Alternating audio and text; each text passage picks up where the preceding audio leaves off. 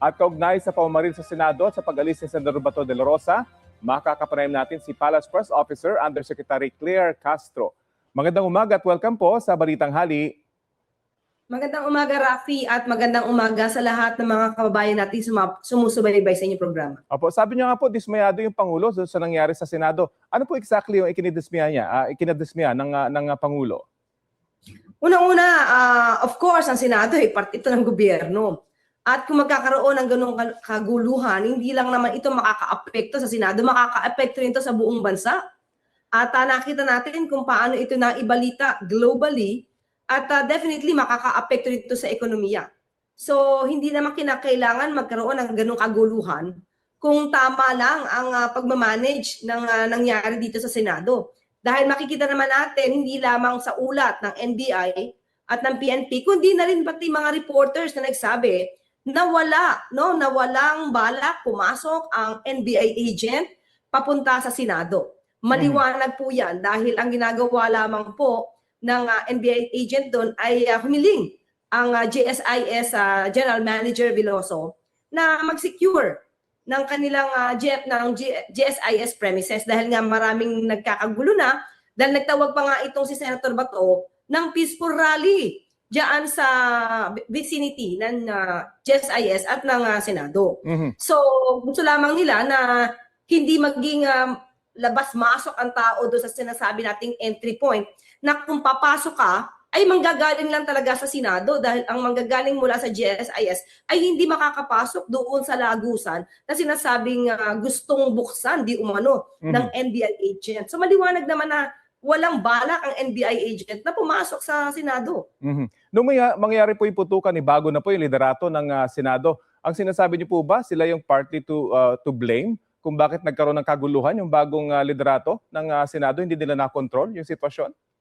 Sa kanilang mga sinisiwalat during sa kanilang Facebook live stream, yung kanilang pagbi-video, sinabi nila na tinawagan na nila finally si NBI Director Atty. Matibag at that time na nagkakaputukan. Unang-una, kung ang purpose lang nila is for security or safety, tambak ang miyembro ng PNP doon at Marines. Pangalawa, hindi ba dapat mas tinawagan ito earlier? Dapat tinawagan ito earlier si Atty. Matibag nung hindi pa nagkakaputukan, nung sinabi ni Sergeant at Arms General Mau na Aplaska na may sighting siyang nakikita na NBI na nakaarmas. So with that, mas mapipigilan siguro yung warning shot na ginawa ni Sergeant at Arms kung tinawagan muna si NBI Director kung ano ang purpose ng isang NBI agent doon sa nasabing lugar sa may Bridgeway. Pero instead, ang ginawa ni Sergeant at Arms, Aplaska, nagsuot ng full battle gear, nagkasa ng kanyang long firearms at pumunta at binuksan yung pinto para tanong doon sa tao, sino ka? Saan ka? So di ba, hindi naman magkakaroon ng warning shot o magkakaroon ng putukan. Kung di naman niya binuksan yung pinto, pinasecure na lang sana niya yung sinasabing pinto. Kung iniisip niya may papasok, when in fact, sabi nga ng mga reporters, walang bala pumasok dahil pinapasara nga ng GSIS yung pinto. Pinapalak.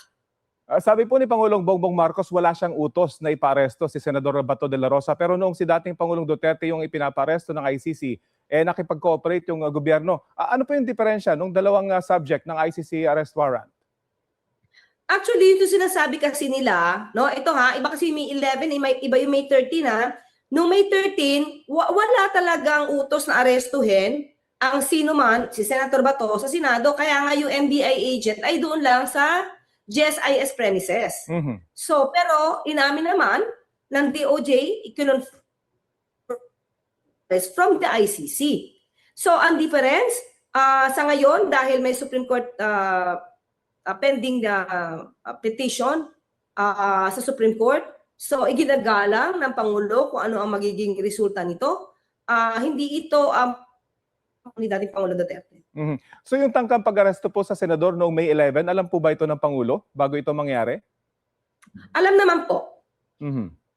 Utos po ba niya ito or ipinaalam lang sa Pangulo na may chance na arestuhin ang Senador dahil alam na darating siya sa Senado? Meron po kasing warrant of arrest na idinaan na po sa PCTC at yun lang po ang naging action ng NBI. Mandato po ito, di na po kailangan utusan. Kasi mandato po nila ito. Mhm. Naniniwala po si Senate President Alan Peter Cayetano na kaya raw inatake, in his word, yung Senado ay dahil may intensyong pahinain ito at maisulong yung constitutional change. Ano pong masasabi niyo rito? Hindi ko makita yung connection. Kasi ang una, noong May 11, sineserve lang ang warrant of arrest kay Senator Bato. Isang tao lang ang gustong kumbaga makadeal ng NBI, hindi ang buong Senado. Sila mismo ang pumasok sa picture dahil nagbigay sila ng protective custody. So pinasok ng Senado yung kanilang institusyon doon sa supposed to be na personal lang na operasyon dito kay Senator Bato. So hindi namin makita yung connection na sinasabi niyang intriga na constitutional change. So wala naman siyang binigay na detalye, pero intriga yan, mahirap paniwalaan. So, unang-una, bakit ba nagkaroon ng pagtawag kay Senator Bato? Hindi ba intentional din naman nila na mapalitan ang liderato? So, personal yon. Pangalawa, ang purpose is for the impeachment. Personal din yon. So, anong i-connect niya doon sa sinasabi di umano na intriga ng constitutional change? So, wala pong ganoon. Hindi po yung totoo. For the record, meron ho bang isinusulong nga na constitutional change at pagpapalawig sa termino? Hindi po yan napag-uusapan. Sa palasyo, hindi po yan napag-uusapan. Sa anumang meeting, hindi po yan napag-uusapan. Sa totoo lang po, noong mga unang taon ng Pangulo, hindi po yan, sabi niya, ang constitutional change ay hindi ito sagot sa ating mga issues ngayon. Pero nung sinusulong mismo, kung di tayo nagkakamali, at that time si Congressman Richard Gomez at saka ni Senator Robin Padilla mismo ang nagsusulong ng constitutional change with regard to economic provisions. So yung pagpapalawak or pagpapa-extend ng term, wala po yan pag-uusapan. So hindi ko alam kung saan hinuhugot ni Senator Alan Cayetano yung sinasabi po niya. Siguro kung makakapagbigay po siya ng anuman detalye, at least magkakaroon po tayo ng basihan. Finally, nag-convene na nga po yung Senate Impeachment Court. May mensahe po ba kayo para kay Vice President Sara Duterte na ilang beses hindi umattend doon sa pagdinig sa Kongreso?